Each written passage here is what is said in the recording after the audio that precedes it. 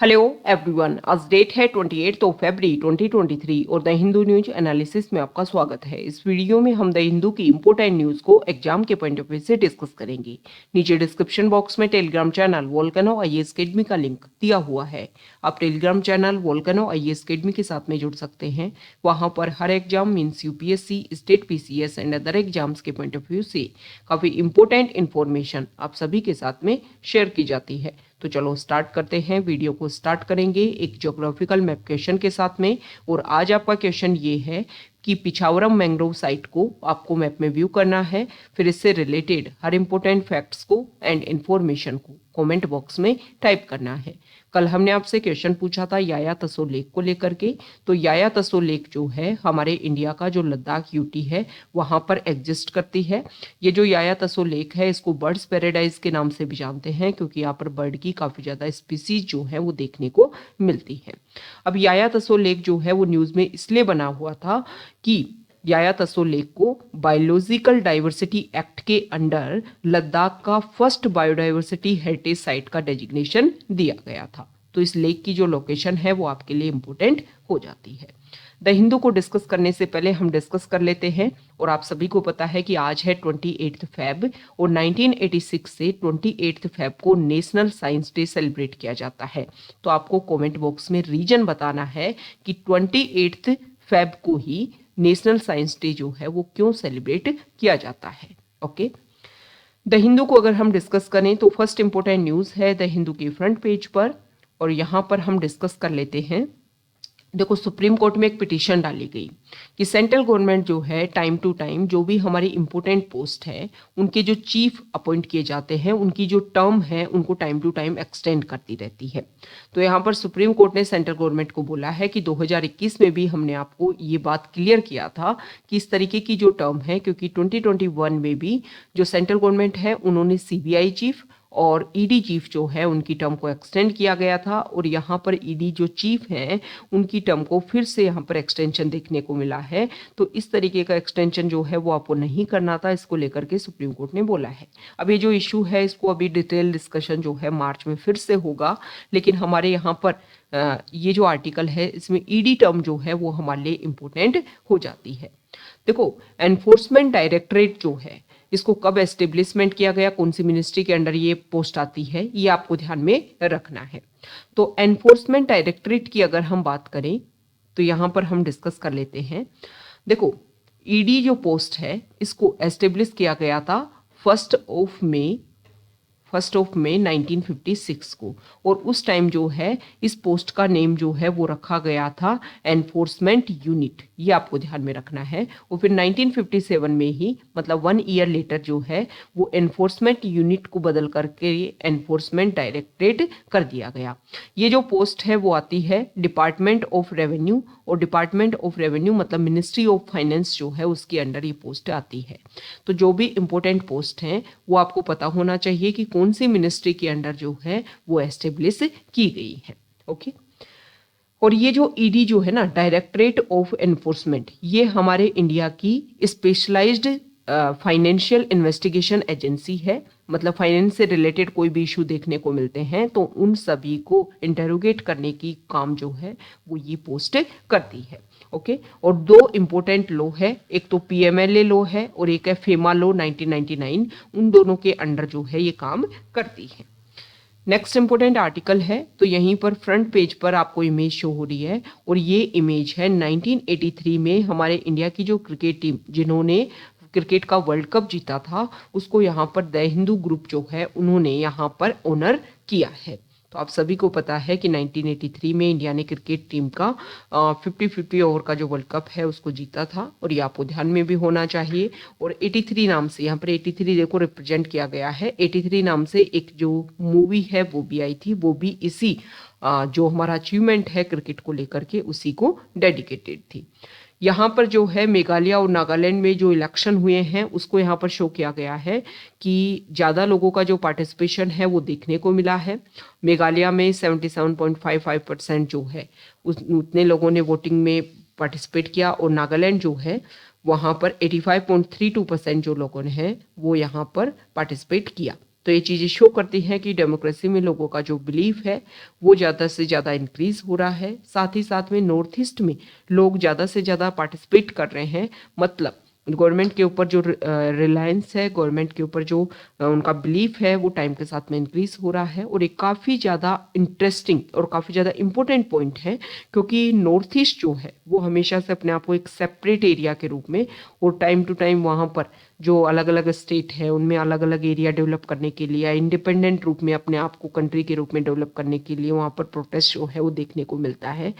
तो यहाँ पर अगर गवर्नमेंट में जो बिलीफ है या लोगों का जो पार्टिसिपेशन जो है वो ज़्यादा से ज़्यादा इंक्रीज होगा, तो नॉर्थ ईस्ट को जो है वो हमारे इंटीग्रल पार्ट के रूप में डेवलप करना, वहाँ के लोगों में एक बिलीफ जो है वो क्रिएट करने में गवर्नमेंट को जो है और भी ज़्यादा इजी लेवल पर जो है वो एस्टेब्लिश करने में, मतलब वहाँ के लोगों को कि नॉर्थ ईस्ट जो है वो भी हमारे इंडिया का मेन लैंड, इंडिया का जो है वो इंटीग्रल पार्ट है और आप जो है वो इंडिया के ही पार्ट हो, आप अलग से कुछ नहीं हो। क्योंकि वहाँ पर जो एथनिक ग्रुप्स है उनको ये लगता है कि वो मेन लैंड इंडिया से काफ़ी ज़्यादा अलग है, जिसकी वजह से ये सारा जो प्रोटेस्ट है या सारा जो एक तरीके से जो डिमांड है वो देखने को मिलती है। तो पार्टिसिपेशन ज़्यादा से ज़्यादा होगा, मतलब गवर्नमेंट में ज़्यादा से ज़्यादा बिलीफ क्रिएट होगा और उनके साथ में जो कोऑपरेशन जो रिलेशन है वो और अच्छे से मजबूत लेवल पर जो है अच्छे स्ट्रेंथ के साथ में एस्टेब्लिश हो पाएंगे। नेक्स्ट इंपॉर्टेंट आर्टिकल है एडिटोरियल पेज पर, और यहाँ पर जो राइटर हैं उन्होंने ई वेस्ट को टारगेट करते हुए आर्टिकल लिखा है। राइटर ने बताया है कि देखो टाइम के साथ में पॉपुलेशन बढ़ रही है, जो भी हमारे इलेक्ट्रॉनिक डिवाइसेस हैं उनका यूज़ जो है वो ज़्यादा से ज़्यादा बढ़ने लग गया है। तो राइटर ने यहाँ पर फोकस किया है कि ये सारे issue urbanisation, digitalisation, population growth, ये सब कुछ जो है वो टाइम के साथ में बढ़ रहा है। तो ई वेस्ट जो है वो भी एक मेजर इशू के रूप में सामने आ रहा है। तो राइटर ने यहाँ पर बताया है कि सबसे पहले ई वेस्ट को टारगेट करते हुए हमारे फर्स्ट रूल जो है हमारे इंडिया में वो 2011 में आए थे, 2012 से इफेक्ट में आए और उन रूल में फोकस किया गया था ईपीआर को लेकर के, एक्सटेंडेड प्रोड्यूसर रिस्पॉन्सिबिलिटी, मतलब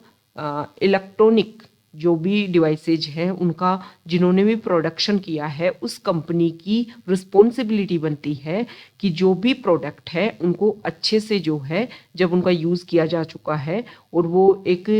डिग्रेड स्टेज में आ गए हैं तो उनको अच्छे से इकट्ठा किया जाए, उनका जो भी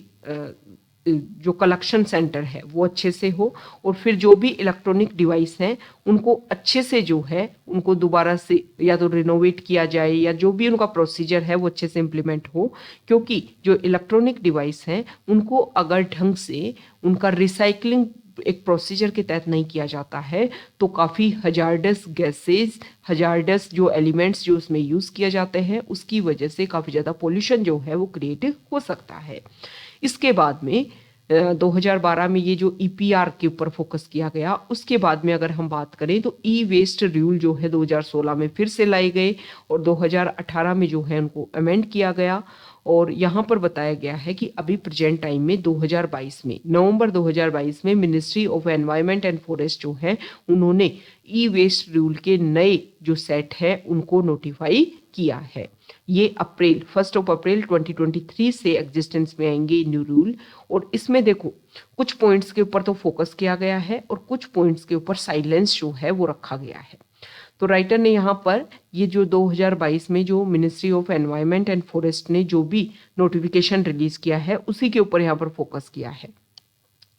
राइटर ने यहाँ पर बताया है कि देखो हालांकि ये जो नए रूल है इसमें देखो इस बात के ऊपर फोकस किया गया है, किस बात के ऊपर कि मैं यहाँ पर देखिए मतलब ईपीआर जो एक्सटेंडेड प्रोड्यूसर रिस्पॉन्सिबिलिटी जो थी उसको एक नेक्स्ट लेवल तक यहाँ पर एस्टेब्लिश करने की कोशिश की गई है। इन न्यू रूल्स में ये बोला गया है कि जो भी इलेक्ट्रॉनिक डिवाइसेस जो हैं उनको किस तरीके से इकट्ठा करना है, मतलब मैन्युफैक्चरर, प्रोड्यूसर, रिफर्बिशर एंड रिसाइकलर, इन सब को लेकर के एक प्रोसीजर बनाया जाएगा कि किस तरीके से कोई भी इलेक्ट्रॉनिक डिवाइस जो है वो कहाँ पर बनी, किस तरीके से उसको यूज किया जा रहा है, फिर उसको किस तरीके से इकट्ठा किया जाना है और किस तरीके से उसको रिसाइकलिंग किया जाना है। और इसके थ्रू जो भी रिसाइकलर जो है उनको एक सर्टिफिकेट जो है वो भी जनरेट किया जाएगा, मतलब एक ऐप के थ्रू जो है ये सारा प्रोसीजर किया जाएगा। तो यहाँ पर देखो ये तो इम्पोर्टेंट बात है, और क्योंकि इलेक्ट्रॉनिक जो गैजेट्स हैं उनको प्रॉपर तरीके से उनका रिसाइकलिंग होना बहुत ज़्यादा ज़रूरी है। लेकिन राइटर ने यहाँ पर बताया है कि जो ये न्यू रूल्स हैं इसमें जो इनफॉर्मल सेक्टर है, आपने भी देखा होगा कि आपके आसपास जो भी कचरा इकट्ठे करने वाले लोग होते हैं या फिर लोग क्या करते हैं, इलेक्ट्रॉनिक डिवाइस को कहीं पर भी डिस्पोज कर दिया, कहीं पर भी डाल दिया, फिर उसको लोग जो हैं इनफॉर्मल सेक्टर जो आसपास में जो कबाड़ी वाले होते हैं जो भी इस तरीके से जो कलेक्ट करते हैं कचरे को, वेस्टेज को, वो उनको ले जाते हैं और अपने ही लेवल पर जो है उनको रिसाइकलिंग करने की कोशिश करते हैं। और इलेक्ट्रॉनिक गैजेट्स को किस तरीके से रिसाइकलिंग करना होता है ये इनफॉर्मल सेक्टर में जो लोग इन्वॉल्व हैं उनको नहीं पता होता है। और हमारे इंडिया में जितना भी ई वेस्ट है उसका 95% आज भी जो है वो इनफॉर्मल सेक्टर में ही डिस्पोज किया जाता है। तो ये न्यू रूल्स जो है इसमें इनफॉर्मल सेक्टर को किस तरीके से आप अवेयरनेस क्रिएट करोगे, उनमें किस तरीके से इस तरीके के जो एलिमेंट है उनको किस तरीके से रिसाइकलिंग करना है, उसका जब क्या प्रोसीजर रहेगा, इसको लेकर के कोई भी बात नहीं बोली गई है। जबकि ई वेस्ट को रिसाइकिल करने में इनफॉर्मल सेक्टर जो है उसका ज़्यादा पार्टिसिपेशन है। तो यहाँ पर जो राइटर है उन्होंने बोला है कि न्यू रूल्स जो है उसमें जो प्रोसीजर रखा गया है वो अच्छी बात है, लेकिन इनफॉर्मल सेक्टर को भी टारगेट करते हुए कुछ इंपॉर्टेंट बातें होनी चाहिए थी। लास्ट में यहाँ पर राइटर ने एक बात बोली है कि देखो हमारे इंडिया में अभी भी हालांकि जो रूल्स हैं उसमें प्रोड्यूसर की रिस्पॉन्सिबिलिटी एस्टेब्लिश की गई है, 2012 से इस पॉइंट के ऊपर फोकस किया गया है, लेकिन अभी भी हमारे इंडिया में क्या होता है कि बहुत सारी कंपनीज के जो कलेक्शन सेंटर है वो सिर्फ उनका हेड ऑफिस रखा गया है और हेड ऑफिस मैक्सिमम सिटी के बाहर वाले साइड में होते हैं। तो वहाँ तक जो कंज्यूमर है उनको अपने इलेक्ट्रॉनिक जो गैजेट्स हैं उनको पहुंचाना जो है काफ़ी ज़्यादा मुश्किल होता है, जिसकी वजह से वो इनफॉर्मल सेक्टर में जो है इसके ऊपर फोकस करते हैं। ओके, तो ये हमारे जो कलेक्शन सेंटर है, जो भी हमारे इलेक्ट्रॉनिक गैजेट्स है उनका कलेक्शन सेंटर जो है वो अच्छी जगह होना चाहिए, कनेक्टिविटी अच्छे से होनी चाहिए ताकि इजीली जो है वो इनफॉर्मल सेक्टर में ना जा पाए और जो प्रोसीजर है उसी के अकॉर्डिंग जो है वो रिसाइकलिंग देखने को मिले। इससे क्या होगा, जो भी रेयर एलिमेंट्स यूज किए जाते हैं इलेक्ट्रॉनिक गैजेट्स में, इलेक्ट्रॉनिक प्रोडक्ट्स में, उनको जो है आप अच्छे से अगर एक प्रोसीजर के तहत जो है वो आप रिसाइकलिंग करते हो तो उन सारे रेयर एलिमेंट्स को आप अच्छे से क्या कर पाओगे, दोबारा से रिकैप्चर कर पाओगे, उनका यूज भी कर पाओगे और जो प्रॉब्लम है उसका सॉल्यूशन भी देखने को मिल सकेगा। तो क्या होना चाहिए, अच्छा से कलेक्शन सेंटर होना चाहिए, लोगों में अवेयरनेस भी होनी चाहिए कि इलेक्ट्रॉनिक गैजेट्स जो है इनको अगर इनफॉर्मल सेक्टर में आप देते हो तो इसकी वजह से क्या क्या प्रॉब्लम्स हो सकती है। तो इन सभी पॉइंट्स के ऊपर अगर फोकस करेंगे, लोगों में अवेयरनेस क्रिएट करेंगे और जो कंपनीज हैं वो भी अपनी रिस्पॉन्सिबिलिटीज को अच्छे से एस्टेब्लिश करेंगी तो ये सारे इशू जो है ई वेस्ट जनरेशन, ई वेस्ट का जो प्रॉब्लम है उसका सॉल्यूशन देखने को मिलेगा। नेक्स्ट इंपोर्टेंट आर्टिकल है टेक्स्ट पेज पर, और टेक्स्ट पेज से पहले हम जो आर्टिकल है एक और डिस्कस करेंगे। तो देखो यहाँ पर टोबैको को लेकर के कुछ डाटा रखे गए हैं और इसमें बताया गया है कि अगर हम बात करें स्मोकिंग वाले टोबैको का या फिर जो च्यूइंग वाला जो टोबैको है उसमें अगर आप बात करोगे तो जो हमारे सर्दर्न स्टेट है इंडिया के, वहाँ पर काफ़ी कम कंज्यूम जो है इसका देखने को मिलता है। ओके, स्मोकिंग वाले टोबैको को अगर आप देखोगे तो यहाँ पर ये हमारे जो हिली एरिया है वहाँ पर जो है इसका काफ़ी ज़्यादा यूज़ किया जाता है, और च्यूइंग वाला जो टोबैको है उसका यहाँ पर बिहार, झारखंड यहाँ पर जो है काफ़ी ज़्यादा यूज़ किया जाता है। लेकिन अगर आप देखोगे तो स्मोकिंग वाले टोबैको मतलब 5 स्टिक से ज़्यादा अगर डेली बेसिस पर लोग कंज्यूम करते हैं टोबैको को तो उसमें आपको साउथ इंडिया में जो है वो ज़्यादा पार्टिसिपेशन देखने को मिलेगा। ओके, नेक्स्ट इंपोर्टेंट आर्टिकल है टेक्स्ट पेज पर, और यहाँ पर देखो अभी रशिया ने 23 फेब को इस बात को लेकर के डिक्लेयर किया है कि जो स्टार्ट ट्रीटी जो थी, जो यूएस और रशिया के बीच में साइन हुई थी, और इसको लेकर के उन्होंने बोला है कि हम इसको सस्पेंड करते हैं। आप सिंपल तरीके से ये समझिए कि कोल्ड वार जब रशिया और यूएसएसआर के टाइम था, जब कोल्ड वॉर यूएसएसआर और यूएस के बीच में जब कोल्ड वॉर देखने को मिल रहा था, तो दोनों कंट्री क्या कर रहे थे कि अपने लेवल पर ज़्यादा से ज़्यादा जो भी वेपन है उनको डेवलप करने की कोशिश कर रहे थे। तो इसको लेकर के फिर फोकस किया गया कि अगर इस तरीके से वेपन को डेवलप करते रहे दोनों कंट्री, तो इसकी वजह से प्रॉब्लम जो है वो काफ़ी ज़्यादा बढ़ जाएगी। तो इसीलिए जो है वो स्टार्ट ट्रीटी, मतलब टाइम टू टाइम जो है वो अलग अलग ट्रीटी जो है वो साइन की गई दोनों के बीच में। तो सबसे पहले अगर हम बात करें तो 1969 में यूएस के प्रेसिडेंट थे रिचर्ड निक्सन, और यहाँ पर जो है वो दो कंट्रीज के बीच में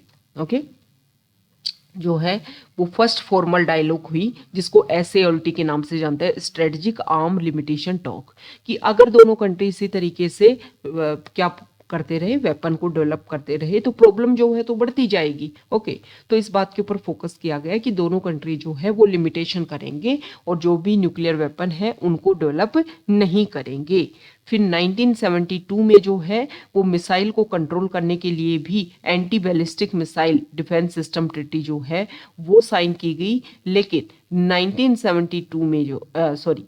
2002 में जो है वो यूएस के प्रेसिडेंट थे जॉर्ज डब्ल्यू बुश, उन्होंने यूनिलैटरली मतलब अपने लेवल पर ही इस ट्रीटी से जो है वो अपने आप को पीछे कर लिया। 1991 में स्ट्रेटजिक आर्म रिडक्शन ट्रीटी, जिसको स्टार्ट फर्स्ट के नाम से जानते हैं, वो जो है साइन की गई और 2009 में फिर ये ट्रीटी जो है वो एक्सपायर हो गई। उसके बाद में 2009 में जो है वो दोबारा से 2002 में एक ट्रीटी और साइन की गई थी, जिसको बोलते हैं शॉर्ट और या फिर मॉस्को ट्रीटी के नाम से बोलते हैं, स्ट्रेटजिक ऑफेंसिव रिडक्शन ट्रीटी। तो 2002 में जो है जब यहाँ पर ये जो ट्रीटी साइन की गई और 2009 में ये वो हो गई, तो न्यू स्टार्ट ट्रीटी जो है वो 2002 में रिप्लेस कर दी गई। मतलब यहाँ पर जो ट्रीटी साइन हुई थी ना, जिसको शॉर्ट के नाम से भी या मॉस्को ट्रीटी के नाम से जानते हैं, इसको रिप्लेस कर दिया गया था न्यू स्टार्ट ट्रीटी के द्वारा। और इसमें यहाँ पर इस बात के ऊपर फोकस किया गया कि जो न्यूक्लियर वेपन है वो दोनों कंट्री जो है कम डेवलप करेंगी। अब न्यू स्टार्ट ट्रीटी जो है वो 2010 में यूएस के प्रेसिडेंट थे बराक ओबामा और रशिया के प्रेसिडेंट थे मित्री मेदवेदेव, उन दोनों के बीच में साइन हुई, 2011 में एग्जिस्टेंस में आई। और फिर जो है यूएस के प्रेसिडेंट जो बाइडेन, जब उन्होंने 2021 में अपने जो पोस्ट जो है या प्रेसिडेंट के रूप में वो आए, तब जो है 5 साल के लिए इसको एक्सटेंड कर दिया गया था। लेकिन अभी प्रेजेंट टाइम में रशिया ने बोल दिया है कि हम न्यू स्टार्ट ट्रीटी से अपने आप को क्या करते हैं, सस्पेंड करते हैं, इस ट्रीटी को अपने आप को इस चीज़ से जो है वो विड्रॉ करते हैं। बेसिक रीजन क्या है, रशिया यूक्रेन वॉर, और उसमें आप देख रहे होंगे कि वेस्टर्न कंट्री जो है काफ़ी ज़्यादा सपोर्ट कर रहे हैं। साथ ही साथ में यूएस जो है वो अपने नाटो ऑर्गेनाइजेशन को जो है वो काफ़ी ज़्यादा एक्सटेंड कर रहा है, जिसकी वजह से यूक्रेन भी ज्वाइन करना चाह रहा था नाटो ऑर्गेनाइजेशन को लेकर के। और इसीलिए रशिया ने जो है वो काउंटर करने के लिए, क्योंकि ये रशिया का ये मानना है कि यूएस जो है वो सभी कंट्रीज को अपने मेंबर बना करके इनडायरेक्टली रशिया को काउंटर करने की यहाँ पर कोशिश कर रहा है। ओके, तो इसीलिए जो है ये इशू यूक्रेन के साथ में रशिया का स्टार्ट हुआ और लास्ट 1 ईयर से जो प्रॉब्लम है, वॉर जो है वो देखने को मिल रही है। तो यहाँ पर रशिया जो है उन्होंने कमबैक किया है। अब इसकी वजह से क्या होगा, इसकी वजह से देखने को मिलेगा कि देखो, जो न्यूक्लियर वेपन को कंट्रोल करने के लिए रशिया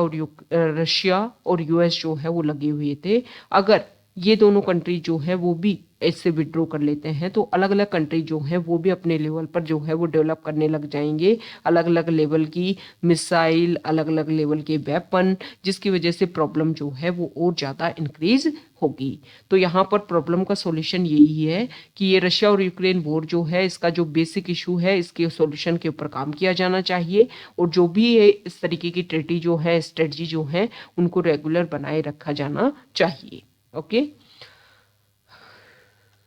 नेक्स्ट इंपोर्टेंट आर्टिकल है, देखो अग्निपथ स्कीम को लेकर के दिल्ली हाई कोर्ट में पिटीशन डाली गई कि अग्निपथ स्कीम जो है इसको खत्म किया जाना चाहिए। तो यहाँ पर जुडिशरी ने बोल दिया है कि देखो पॉलिसी का जो डिसीजन है उसको हम इस तरीके से क्या नहीं कर सकते हैं, उसमें इंटरवीन नहीं कर सकते हैं। तो अग्निपथ स्कीम जो है वो इसलिए लाई गई थी कि हमारी जो ट्राई सर्विसेज में जो अलग अलग लेवल पर जो रिक्रूटमेंट होता है सोल्जर्स का, उसको लेकर के एक स्कीम बनाई गई और इसमें लगभग एवरी ईयर जो है 45,000 टू 50,000 तक लोग जो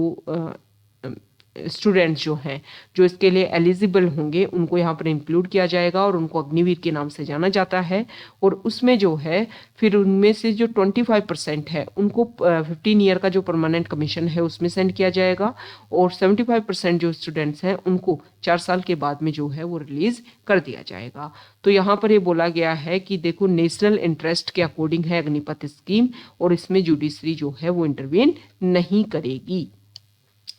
यहाँ पर जो है वो राइसीना डायलॉग के बारे में बताया गया है और इटली की जो पीएम है वो यहाँ पर इसमें इंक्लूड होंगी। ओके, 2 एंड 3 मार्च को राइसीना डायलॉग जो है वो दिल्ली में ऑर्गेनाइज किया जाएगा। तो यहाँ पर आपको पता होना चाहिए कि राइसीना डायलॉग जो है वो 2016 में इसका फर्स्ट एडिशन हुआ था और अभी इसका 8th एडिशन होगा। ये जो राइसीना डायलॉग है इसमें अगर हम बात करें तो देखो बहुत सारी प्रॉब्लम है ग्लोबल लेवल पर, उन सारे प्रॉब्लम का एक सॉल्यूशन ढूंढने के लिए इंडिया का जो कंट्रीब्यूशन है उसको आप देख सकते हो राइसीना डायलॉग के रूप में। और इस डायलॉग में जो है वो बहुत सारे लोग जो हैं मतलब पूरे वर्ल्ड लेवल पर अलग अलग कंट्रीज से, साथ ही साथ में इसमें जो मैक्सिमम जो स्पीकर्स होते हैं इस राइसीना डायलॉग में वो वीमेन पार्टिसिपेट करती हैं और अलग अलग लेवल पर जैसे कि गवर्नमेंट के पार्टिसिपेंट जो हैं या फिर प्राइवेट लेवल पर जो मेंबर हैं वो भी इसमें पार्टिसिपेट करते हैं। राइसीना डायलॉग के बारे में अगर हम बात करें तो देखो हमने देख ही लिया कि 2016 में सबसे पहले ये स्टार्ट हुआ था और ये जो कॉन्फ्रेंस है इसको ऑब्जर्वर रिसर्च फाउंडेशन जो है वो मिनिस्ट्री ऑफ एक्सटर्नल अफेयर्स के साथ में मिलकर के इसको होस्ट करती है। ओके,